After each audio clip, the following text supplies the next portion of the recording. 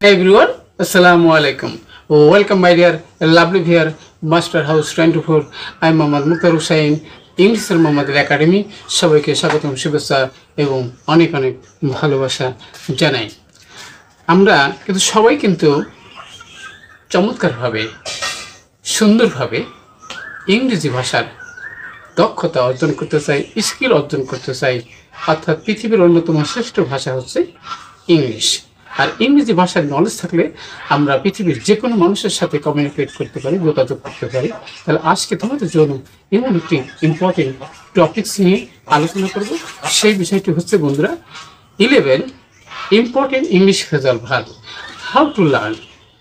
কীভাবে আমরা সেটা শিখতে পারি for our daily uses, English important phrasal verb. আর তোমরা তারা আমার সামনে নতুন হয়েছে অবশ্যই চ্যানেলটি সাবস্ক্রাইব করে রাখবে। নিত্য নতুন ভিডিওর নোটিফিকেশন মোবাইল, ল্যাপটপ, কম্পিউটারে নিয়মিতভাবে পেতে চাইবে। আর যারা সাবস্ক্রাইব করেছে, থ্যাংক ইউ সো মাচ।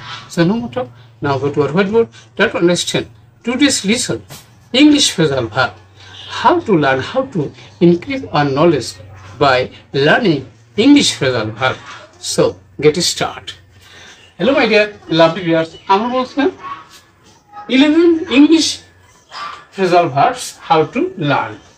কিভাবে আমরা শিখবো, শিখে নাও ফর ডেইলি কি ইউজেস ইংলিশ ফ্রেজাল ভার্ব। আমাদের এপিসোড হচ্ছে 230 অর্থাৎ 230তম ভিডিও। আর আজকের এই ভিডিও থেকে তোমরা যে গুরুত্বপূর্ণ বিষয়টি জানতে চলেছ, যে বিষয়টি আমরা সবাই জানি যে সেটা ড্র মানে কিন্তু আঁকা। কিন্তু এই ড্র শব্দ দিয়ে আমরা আজকে 11টি 11 অর্থাৎ 11 ইম্পর্টেন্ট ইংলিশ ফ্রেজাল ভার্ব যার ব্যবহার সম্পর্কে আমাদের অবশ্যই আমরা ইংরেজি ভাষায় জ্ঞান অর্জন করতে চাইলে অবশ্যই এই বিষয়টি আমাদের সবারই জানার দরকার রয়েছে। তাহলে চলো শুরু করি। ড্র অ্যাওয়ে অর্থাৎ অন্যদিকে ফেরানো। তাহলে এখানে বন্ধুরা যে অনেক ঘটনা রয়েছে, যে একটি ঘটনা আরেকটা ঘটনার জন্ম দিয়ে থাকে।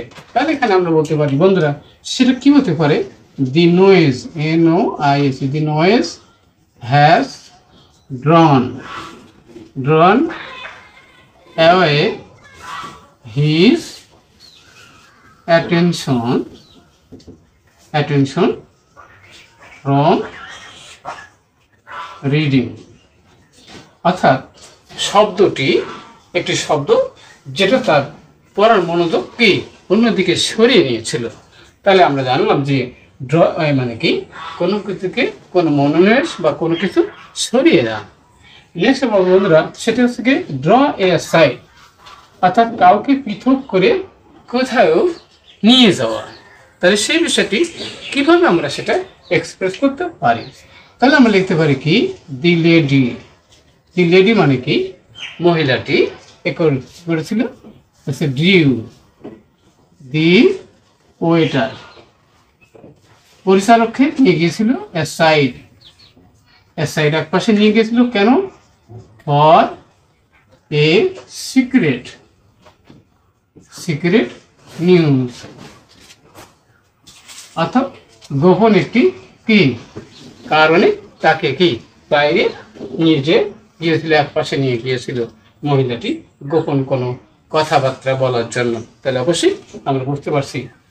নেক্সট হচ্ছে বন্ধুরা যে ড্র আপ মুসাফিদা করা।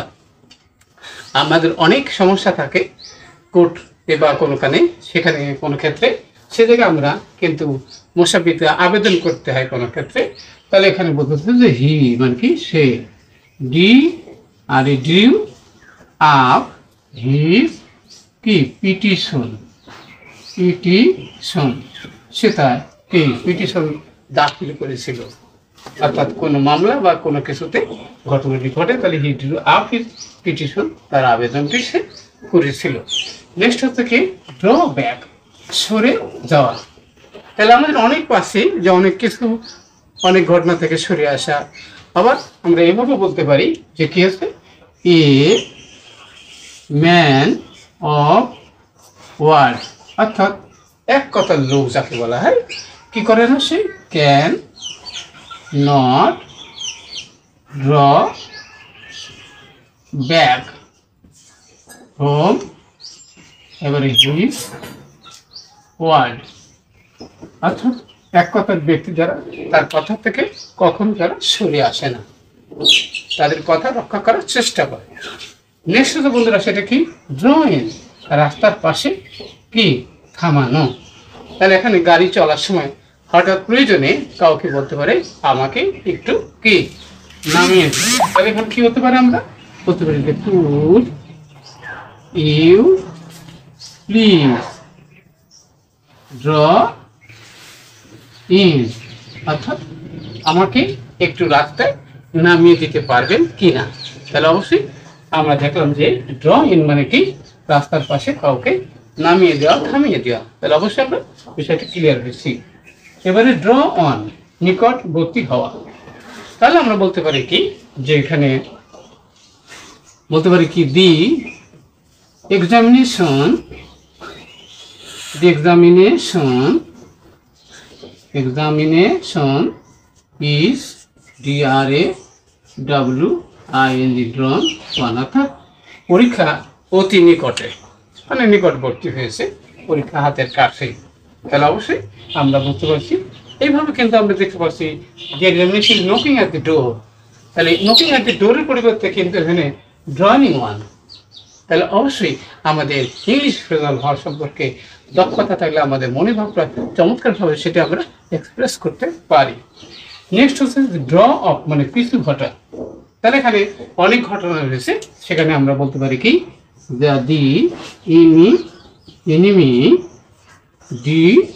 ড্রিউ অফ, অর্থাৎ শত্রুরা পিছু হটেছিল। তাহলে এখানে দি এনিমি কি ড্রিউ অফ, অর্থাৎ শত্রুরা পিছু হটেছিল। অবশ্যই আমরা সেটি ক্লিয়ার হয়েছি। এবার সে ড্র আউট হলো দীর্ঘ করা। তাহলে অনেক সময় অনেক ঘটনা থাকে যে কেউ সংক্ষেপে বলে, কেউ হলো দীর্ঘ করে বলে। তাহলে সেক্ষেত্রে আমরা বলতে পারি কি, যে please, PLES, please do not draw out your speech, অর্থাৎ আপনার বক্তব্যটি দয়া করে দীর্ঘ করবেন না, সংক্ষিপ্ত করুন। অনেক সময় বক্তব্য বলার সময় আমরা বলে থাকি in this way we can practise. এবার ড্র টু, আকৃষ্ট হওয়া, অর্থাৎ কারোর কাছে কোনো বিষয়ে আকৃষ্ট হওয়া আমরা বলতে পারি কি, যেমন ধরো দি টিচার, আমরা বলতে পারি the teacher DRE draw the boy to the boy. এবার ফর হিজ কি MERIT মেরিট, তার মেধার জন্য কে শিক্ষকটি তার আকর্ষিত হয়েছিল। অর্থাৎ ভালো ছাত্র হলে অনেকেই ভালোবাসে, টিচাররা ভালোবাসে। The teacher draw two the boy for his merit, তার মেধার জন্য। ওকে, এবার হচ্ছে যে ড্র আউট হলো আকর্ষণ করা। এখানে কিভাবে আমরা বলতে পারি কি, যে HIS his, MISERI miseries, DRE draw out other attention. অন্যের মনোযোগ আকর্ষণ করেছিল তার দুঃখ কষ্টটি। এবার বলতে বন্ধুরা আমাদের লাস্ট যেটা রয়েছে সেটা হলো ড্র আপ, হলো সাজানো। তাহলে সেক্ষেত্রে আমরা বলতে পারি কি বলতে পারি, দি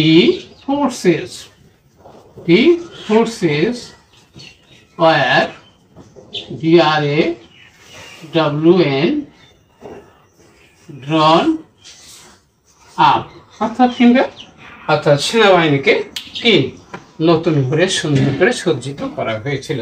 তাহলে অবশ্যই আমরা বুঝতে পারলাম কিভাবে ইংলিশ ফ্রেজাল ভার্ব আমরা ইউজ করার মাধ্যমে আমাদের জ্ঞানকে ইংলিশ করতে পারি, সমৃদ্ধশালী করতে পারি। আজকের ভিডিওটি অবশ্যই তোমাদের অনেক ভালো লেগেছে। In this way if you practise every day, প্রতিদিন তো এইভাবে তোমরা চেষ্টা করো, তাহলে অবশ্যই তোমাদের ইংলিশ নলেজ, জ্ঞান বাড়াতে অবশ্যই সক্ষম হবে। আর ভিডিওটি কেমন লাগলো আর কি বিষয়ে ভিডিও দেখতে চাও দ্রুত কমেন্টস করে জানিয়ে দেওয়া। সবাই সুন্দর এবং সাকসেসফুল জীবন কামনা করে এখানে বিদায় নিচ্ছি। আল্লাহ হাফেজ।